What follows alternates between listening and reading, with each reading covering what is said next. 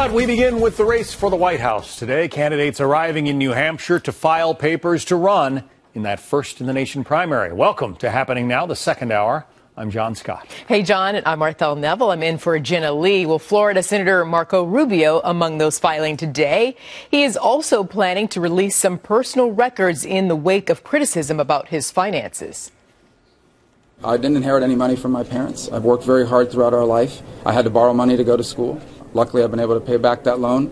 I have one principal debt in the world, which is a mortgage on the home that my family lives in, like most Americans. I know what it's like to live paycheck to paycheck, because I grew up paycheck to paycheck. Chris Wallace is anchor of Fox News Sunday. Chris, good afternoon to you. Marco Rubio is rising in the polls, and with that rise come new attacks from his rivals.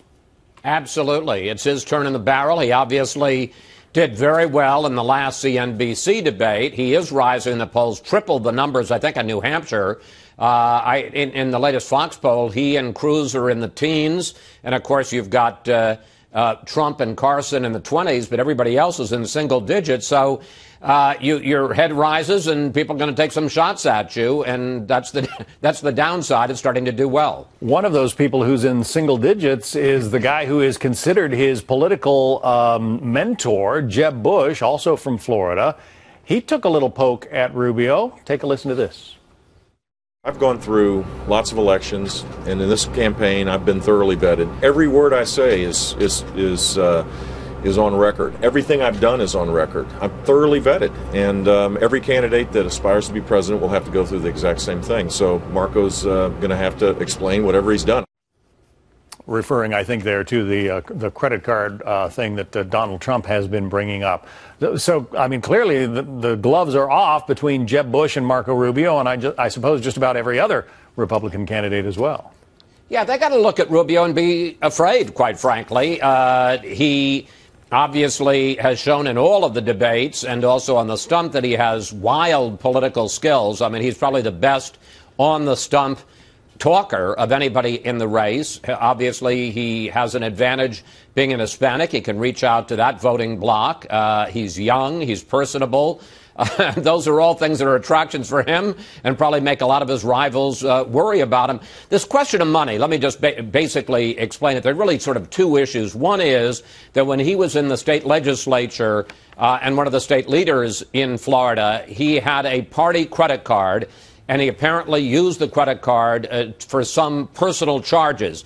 This has been something that has come up throughout his political career. It came up in 2010 when he was running against Chris Christie, the then sitting governor of Florida, in the Republican primary for the Senate. Charlie Crist. I'm sorry, I said Chris Christie. Charlie Crist, exactly right. And the fact is that they were never able to really prove anything. Rubio said that he probably shouldn't have done it, shouldn't have used the credit card for political and also for personal purposes, but that he paid back all the personal charges. There's never been any proof that he didn't, but he says he's now going to release some records that he hasn't released so far. The only thing that's surprising about that is you would think he would have released everything since he knew this was going to be an issue. He'd release it some time ago when nobody particularly cared and he was lower in the polls, rather than releasing it, 2-3 months before Iowa, when people are going to be paying closer attention to it. Rubio has said that he will try not to attack his fellow Republican candidates, but when Donald Trump came after him on that credit card issue, Rubio did mention that Trump is the only candidate on stage to have filed, at least through his companies, for bankruptcy a number of times. No, look, politics isn't beanbag. And when the campaign began, Rubio and Bush pledged that they would never say anything negative about each other. Certainly, Bush has broken that pledge. And if Rubio feels the need to, which he probably doesn't now with Bush down in the polls, he'll do the same. And that's what primaries are about. Some of it is policy, some of it is personal, but they're going to explore and shape the contrasts and try to succeed, and part of that is driving the other fellow's negatives up. All right, Chris Wallace, we'll be looking forward to Fox News Sunday when you sit down with presidential candidate, New Jersey Governor Chris Christie. That might have been why the Christie reference slipped out of your mouth exactly a little bit earlier. Thank you, Chris.